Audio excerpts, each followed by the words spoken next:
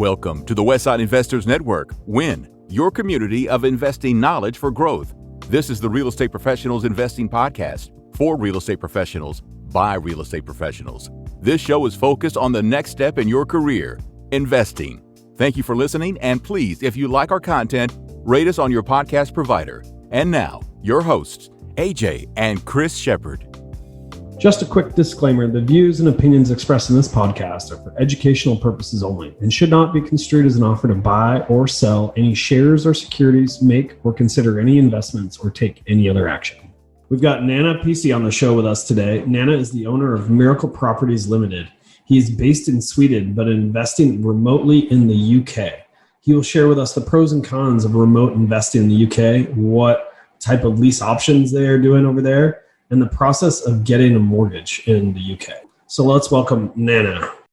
All right. Today I want to welcome Nana with us. He is a podcaster with Pengaflode podcast over in Sweden and also joint owner in Miracle Properties.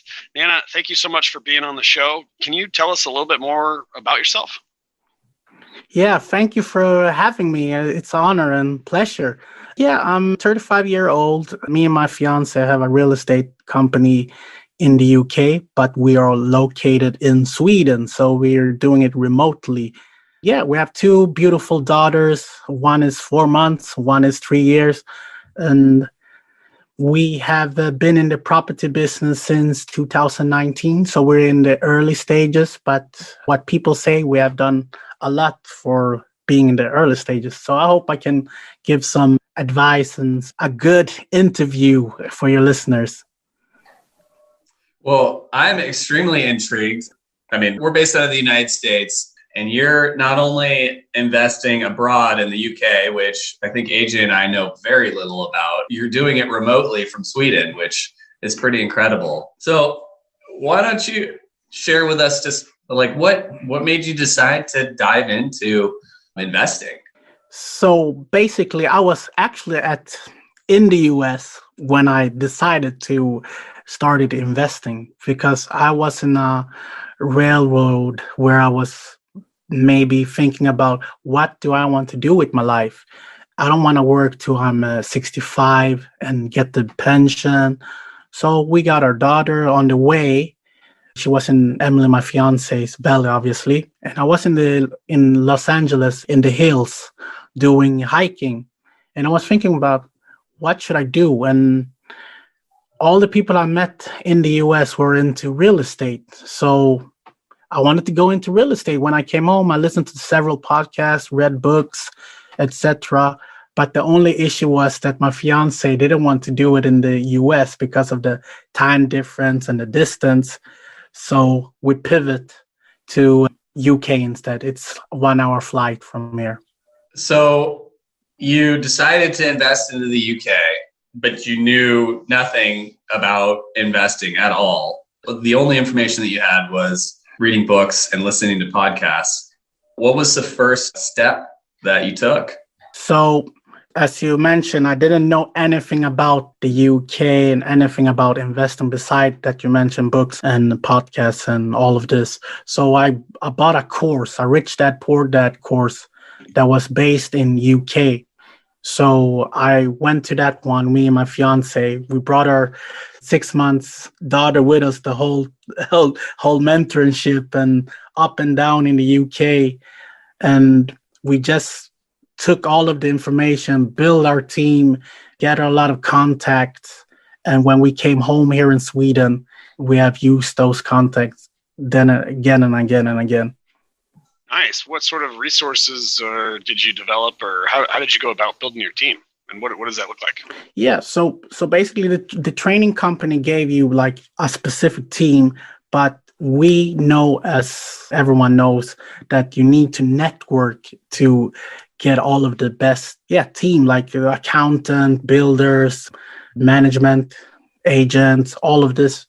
So people that we met when we were in the UK, like maybe on a property or real estate event, we changed details and asked them if they maybe knew someone that did this. And through that, we have built a really good team and we can pick and choose, decide this. Let's say if we're doing something like lease option that we will hopefully go into later, then we maybe need a specific solicitor for that one. And when we may be doing just a normal purchase, we'll need another lawyer for doing that. So when you say solicitor, you mean an attorney to? Yeah, attorney. Sorry, that's what I mean. I'm mixing up the UK and the American. So sorry for that. Well, I mean, I'm kind of interested. What are the differences between like investing in real estate in the US and investing in real estate in the UK? To be honest, I think the American market it's much better, but I think it's more ups and down in the American market, Yeah, beside that, UK is a small island. So while you in the US have a big island where you have a lot of land, while in the UK it's so small, and it's just growing the population all the time. So that's the big bonus. But our eyes are in the US in the future, obviously, to do that. So I think you guys are in a good spot. Besides that, you have all of this, like the weather, like if you're in the South Florida or Florida in the South, you have all of the storms and all of this stuff that they don't have in the UK, So they can wipe out your whole investment in a day, and then you need to start obviously from the. So like, I guess maybe other than like geographical location, like I know that like the UK is more dense, so you probably have like more townhomes and HOAs. Yeah. And, I mean, I guess you said that like, you talk to a solicitor. Do you have to talk to lawyers when you do real estate deals, or is it acceptable just using a real estate agent? So that's an issue that you have, issue, but that's what you have in the UK, that you go through. So let's say if you purchase a property, you go to the real estate agent, you say, I want to buy this property. They contact the seller, and then they need to have their own lawyer, and you need to have your own. And then they will speak, and they will look through like searches, all of the titles, if there's anything hidden. And then from there, you connect your bank to the mortgage or whatever you're doing, if you're doing hard money lending. And then you do exchange of contract. That means that you're doing the deal, and you're going to put a date. So if either one of you pull out, you will lose that deposit. It can be from 10. Yeah, exactly. And that's the difference. While in Sweden, you can do it through like you and me. We can like, I want to buy a house. Okay, here's the money. We're good. So it's much quicker. Nice. It's much quicker. Is there any restrictions of owning property as a foreigner? No, that's the beauty as well. So thank you for enlightening me about that, because in the US, what I've been told, it's very hard as a foreigner to get lending. It's very, very hard. Very While in the UK, they're very like, come. Buy our property. Take up properties, So, and there's a lot of these from Hong Kong and from Asia who's pumping in money in there. And now, because of that, the government have seen that, okay, we can make money on this. So they have hit us non-UK residents with a 2% additional tax when we buy. Yeah. So that's a bummer when it comes to that. But beside that, the lending, it's like an ocean. You have so much alternatives to get lending. I've just another question. I mean, in the US, you're able to create LLCs and companies. And I know that when you go invest in like some other countries, like Mexico, they require you to create a domestic company. Are you able to do that in the UK? Is create like a domestic company and then use that to buy property? Yeah. They call it SPV, special purpose vehicle. So you create a limited company, and it costs like less than £100, and you start it and you buy it through the company all the time. So, but what they don't like is if you do like an umbrella, like let's say if you have a holding company in the US and then you have a company in the UK and you want to buy it from the US, they will, like the lenders will say no, because they cannot take a charge on the company in the US, obviously, because that's American laws, or the county. It depends which state you're of, obviously. Interesting. So you touched on a couple things there. I wanted to backtrack just a little bit, though. You mentioned that it's the attorneys that are doing kind of all of the title searches and ensuring that the property transfers without any liens or like any like prior claims. So are there not title companies or escrow agents in the UK? No. Title and escrow? No. So the thing is that the attorney will put that in an escrow, in their escrow account, and they will hold deposit there. And let's say if you're doing management, let's say if you bought the property and you have a tenant, then they will put it in. You can go to a, like you mentioned, a escrow company that will hold the money. And if there any dispute, you will then go to this landlord action, and they will decide who's right, who's not right, and then they will hand out the money. So we've done that part as well. We lost some money on it. Yeah, I think we've all, at least most real estate investors have at some point decided that the deal that they got into contract on may not have been perfect and dropped out of contract. Certainly AJ and I have. We try not to, but we've had to drop a couple. So also you had touched on, we talked about title and escrow, and I just forgot my other train. I have a really good question. Tell us a little bit more about what it's like to be living in Sweden and then investing in UK. Are you like making constant trips over there? Are you just like having people you go in and look at properties for you? Like what? How is it remote investing? So that's the beauty of the internet and technology. Like this, like we're doing now. We're talking here to rinsing now. What time is it over there? So the time over here is like 20 past 6. So 6 p.m. 20. Yeah, it's like 9 a.m. where we're at. So that's what I mean. So COVID have actually been like a blessing in disguise. We usually go over a lot before COVID. We went over a lot, but we didn't go over to check on the projects all the time. It's more like networking, etc. But people have been forced to use like Zoom and all of this technology to keep up. But our system is, let's say if we're buying a property and we need someone who's gonna do the renovation, like a builder and his team. So we trust the builder, but we need to verify. So we get someone who goes in and verify what they're saying. So even if they're sending pictures, videos, it can look good, They might just show what they want to show. But the second person that's coming in without anything attached, will tell the truth, hopefully. So that's how we do it when we do our deals. That's one of AJ's favorite sayings, trust but verify. Yeah, I love that. Always verify. Yeah, I love that. So you mentioned a little bit about getting a loan in the UK. Do you want to just talk a little bit about that process? I'm pretty interested because that's one of the key factors of whether you can do a deal or not do a deal, especially if you're new to investing. Yeah.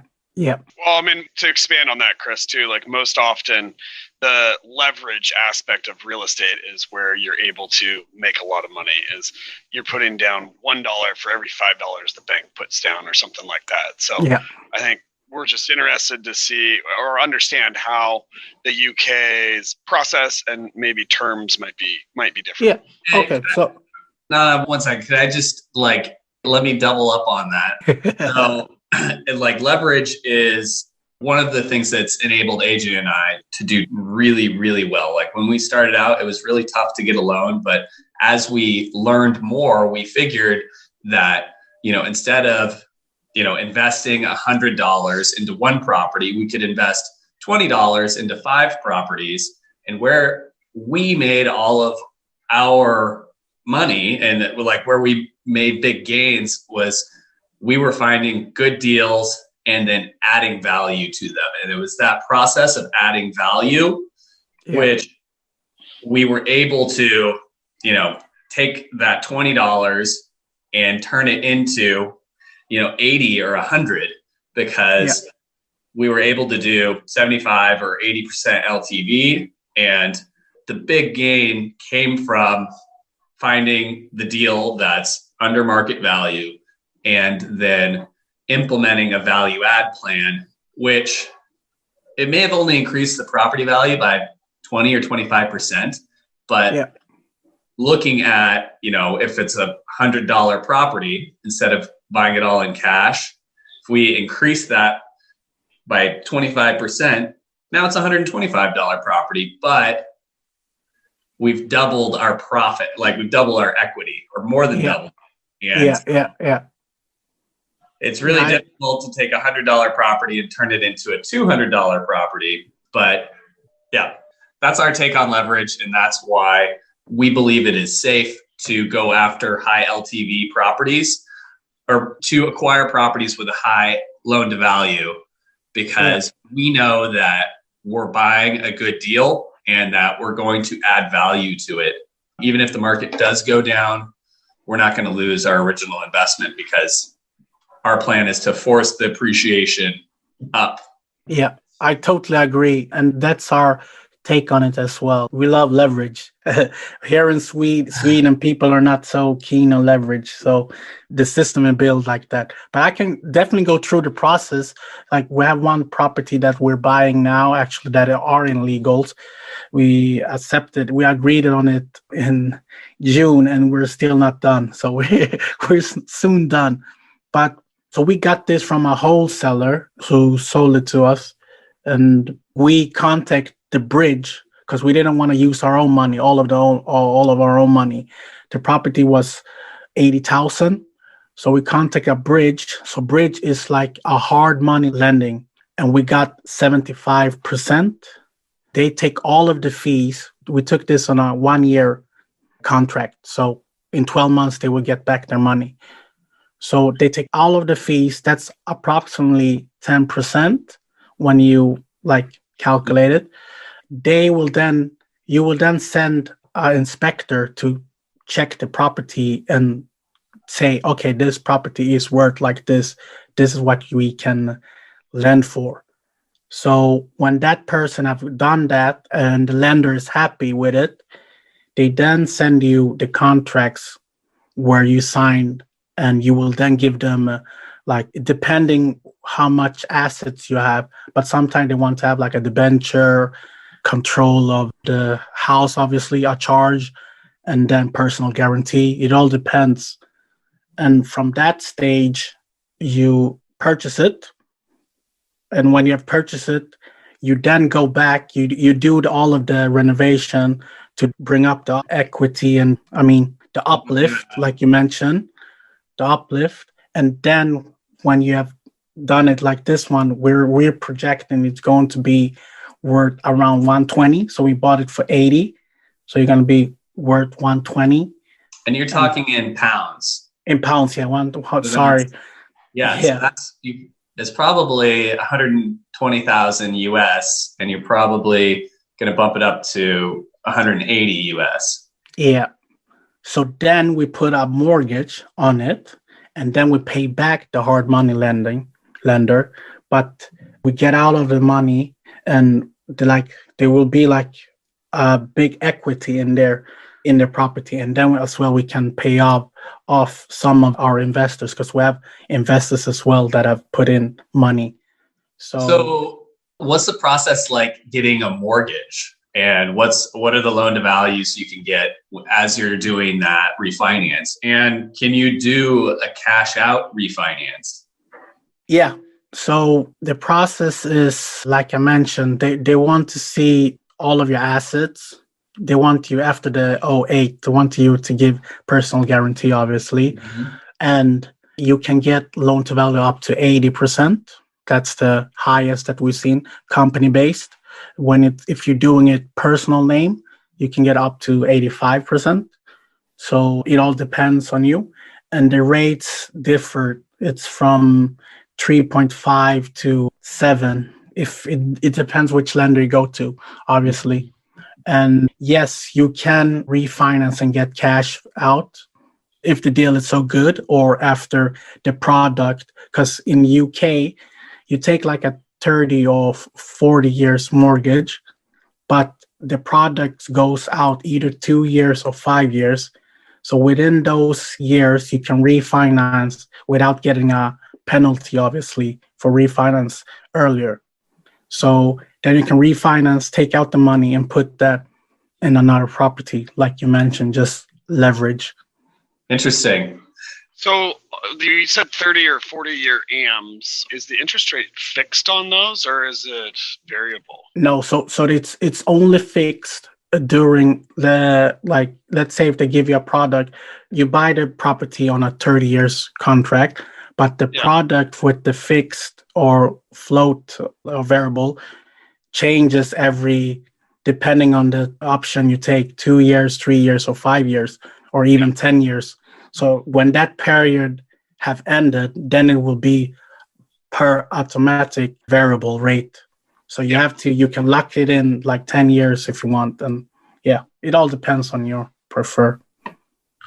A 40-year fixed mortgage, sounds like a great deal. It's not a 40-year fixed. It's a 40-year AM, but it's what he's saying is there's a balloon after 2 to 5 years.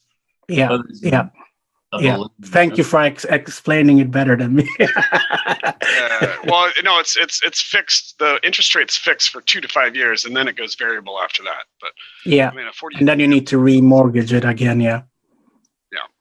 I mean, that sounds like almost an interest-only loan. You can choose interest only, or you can choose that you're paying back. I lost the word for that. For when you're paying down the amortized. Yeah, amortizing. Exactly. But I mean, it's better to do interest only, to be honest. Yeah, that's an interesting concept too. Whether if you have the option for interest only or to choose an amortized loan. AJ, what's your kind of take on that? You and I sometimes disagree on loan term. My thought is always to have as much capital in your pocket as possible, because we know that we can do deals that are better than any interest rate the bank can give us. So we always know how to put that money to better work. So typically, like interest only and higher LTV are generally what I prefer.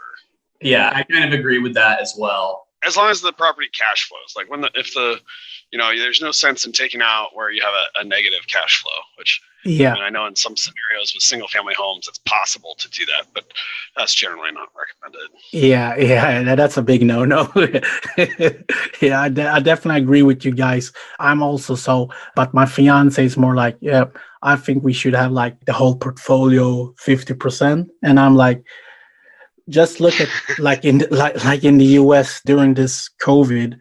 I mean, you have printed like almost 20% of the dollar during this period. So I mean, the money supply is 20% more before COVID. So I'm like, you should just leverage, because they're just printing the money, and as long as the deal stack, like you mentioned, it's cash flowing, and you can pay the loan all the time, have the mortgage every month, you shouldn't be so much concerned. That's just my take. Yeah. Well, you mentioned something else earlier, which Chris and I have a fair amount of experience with, because our dad loved lease options. And you said that a solicitor, like, if you're doing like a lease option, like, can you tell us what a lease option is according to your standards and how you utilize them? Yeah, so they have like different type of lease option, but in the whole concept in the UK, you agreed a contract with someone, either that you going to buy the property in the near distance, like in a couple of years, or you have the option to buy it in the future. So you have a contract between the owner and you, and then you control the asset during that period. and then you decide when the periods it's end, either you will buy it, or if you have agreed to buy it, then you need to come up with the cash during the end of the term. That's a simple explanation. Is this a vehicle that you use and you put in place with someone that's selling it, and you're like, hey, I'll lease it for a year or two, I'm going to fix it up, and then I'm going to try to refinance them out? Or are you leasing back to someone and giving them the option to buy? Yeah, exactly. So in the UK, they have several type of lease options. So that lease option I just mentioned is one type of lease option. We are doing another called rent to rent. So that is, we rent it from the owner and give him a guarantee rent or maybe fixed income based rent. And then we then rent it out, either the whole apartment or the house, to several tenants or only one family. And then we take the cheese or the top between the rent that we're giving the landlord. Exactly. Thank you. Yeah. And then we keep that. And we have a contract of maybe 3 to 5 years. And then we can decide if we want to buy it or if we want to just give it back. So that's another type of lease option that we're doing as well. What's your favorite way to utilize it? I like to own assets. So at the moment we have one in Legos as well, where we will rent it for 10 years and then we will own it. We have the option to buy it at the end of the lease. So it's all about owning, and so you can refinance and go and buy some more project. But I never say no to cash flow. We never say no to cash flow because, that's what you live on, the cash flow. That's a good slogan. Never say no to cash flow.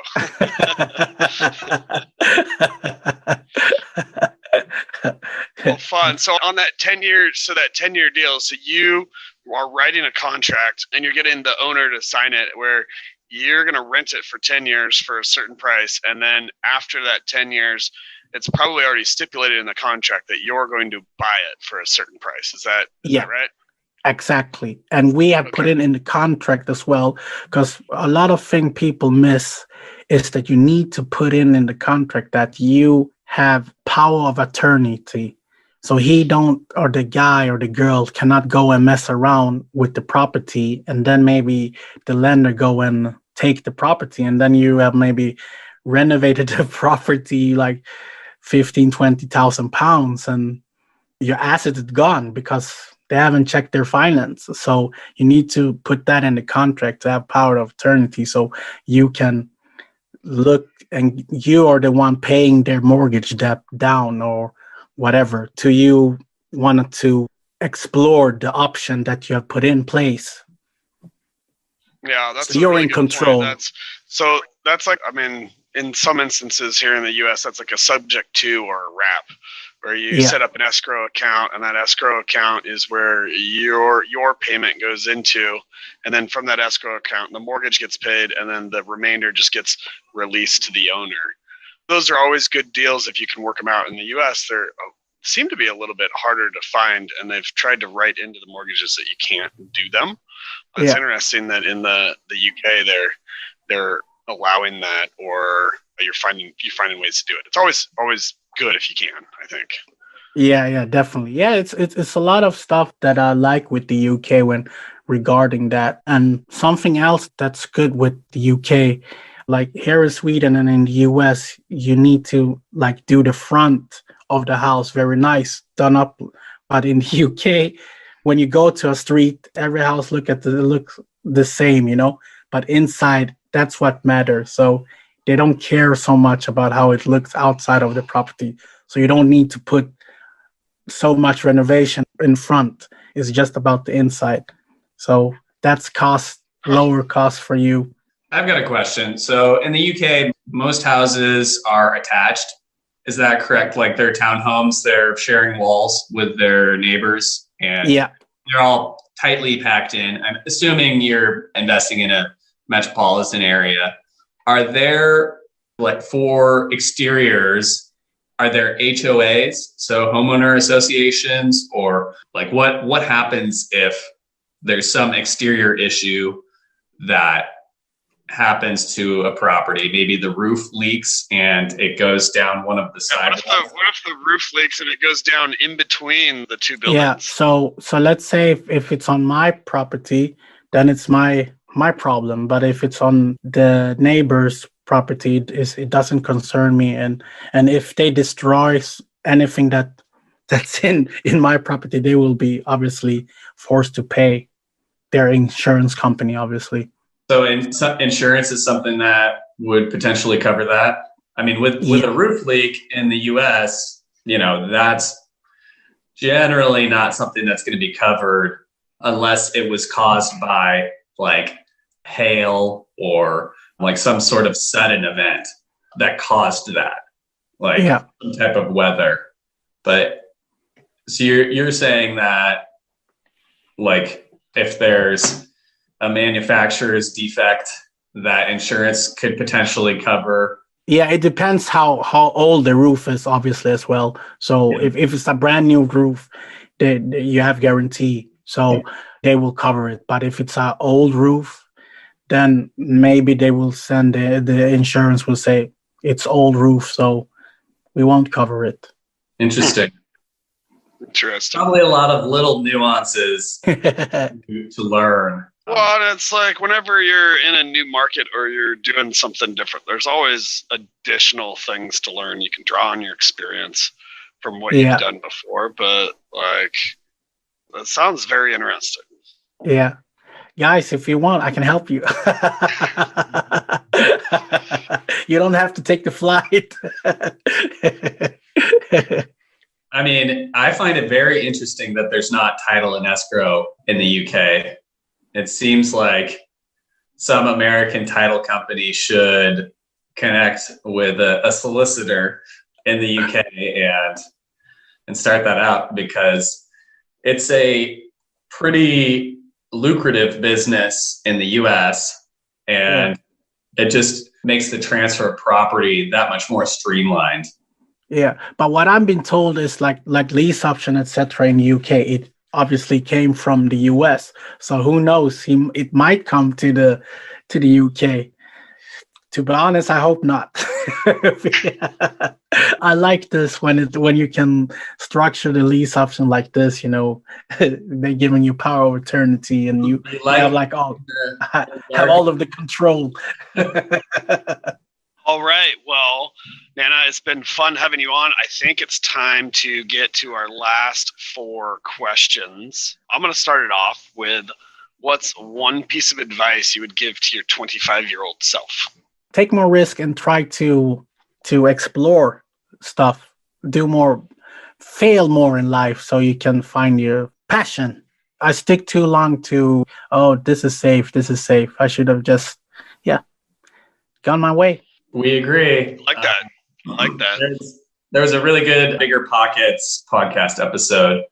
I think it was last week or the week before. Well, it's August 24th today, so maybe like middle of August episode, talking about risk and talking about how it's probably risky to not take risks. You might be risking more by trying to play it safe than it would be to take a calculated risk. So having played poker for a living in my former life, I completely agree. Taking calculated risks is necessary and important. Yeah. All right, Nana, what was your first entrepreneurial endeavor? So that was me selling newspapers when I was, how old was I? I think it was 11 or 10. I was selling newspaper and got some money to that and bought some football or soccer shoes. Yeah, all right. Cool. Next question is, how has your formal and informal training shaped your journey? Oh, yeah, that's a big one. So when I started to read books and listen to all of this podcast and going on courses, network, it just explode. Your mind just you just see so much opportunities when you go and speak with other people and read books and all of this, because otherwise you can have like a tunnel vision where you just, this is what you can do, and that's why I'm so glad that I've explored that journey. And that's something I wish I did much, much earlier in my life, because I think I would have been a lot further ahead. Yeah. Well, very cool. Okay. And our final question, what was your biggest mistake and what did you learn? In life or in real estate or in life? I think it's anything. Yeah. Whatever you think was your biggest mistake. Procrastinating too long on taking the leap of faith. Okay. So, yeah. AJ and I were lucky to start early. Should I continue or what? You going? Yeah. Do you want to expand on that at all? Yeah, I can expand. It's more like taking risks and believing on what I'm doing, like the path with this real estate, that it's going to work. And yeah, it's going to be some bump and rides, but we're still growing, and looking back, we've done quite well. So just imagine if I started to do that 10 years ago, where I've been today, when I'm seeing people that I know that are in my age that started 10 years ago, but I've obviously met them like from 1-2 years ago, and seeing where they are. So yeah, that's what I meant. Cool. Nice. Well, Nana, it's been a pleasure having you on. If our audience wants to get a hold of you, what's a good way for them to get in contact? I think the website is the best way to get in contact, because there we have all of the social media and email and etc. So it's Miracle Properties Ltd.com. Yeah, hit me up, send a message, or if you want to have a call or something, just write it there. I have a calendar link, so I'm all open to speaking, and especially with the US people, because I like going to the States. It's been a while, but yeah. And thank you guys for having me, AJ and Chris. This has been very fun, and I appreciate that you took the time to have me. Yeah, it's great. All right. Well, thank you. Enjoy the sunshine in Sweden. Isn't it sunny there almost all the time now? Yeah, right. I wish. Yeah, but like the sun stays up a little longer. Yeah, it does. But I don't live in the north. In the north, in Umeå, and the sun don't goes down during the summer. So that's. But I don't live that up. up. Well, cheers, Nana. It was cheers to see you, and very interesting conversation. Thank you. Thank you, guys. Thank you for listening to this episode of the Real Estate Professionals Investing Podcast on WIN, your community for investing knowledge for growth. Please take a second to rate us so that we can get more great investors to interview. If you or someone you know wants to be on, please go to westsideinvestors.com and fill out our form.